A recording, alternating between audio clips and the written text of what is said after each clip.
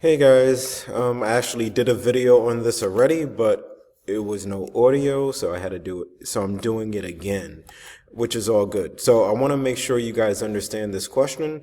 So first off, notice that they give you some information. They tell you that line segment DE, which is this line segment, is congruent to line segment DF. So notice they put tick marks or dashes on those line segments right here. This means that these lines are congruent.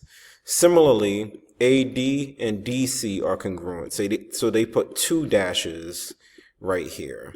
I need you guys to do this, if you have it on paper, to do this all the time. When you have given information, mark up the diagram.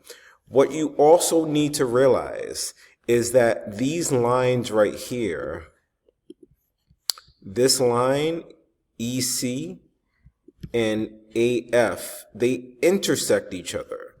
What happens when lines intersect each other? Well, let's look back at our notes from the previous class. You should have these notes, and if you don't, you could look back in Google Classroom.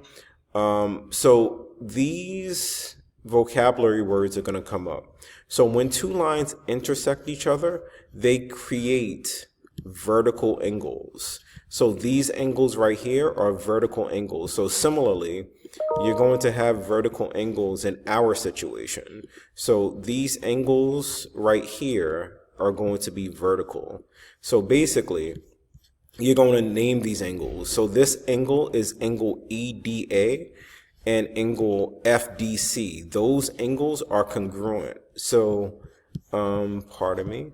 So you're going to input those, and you could name it different ways, but in this case, they named it ADE and CDF.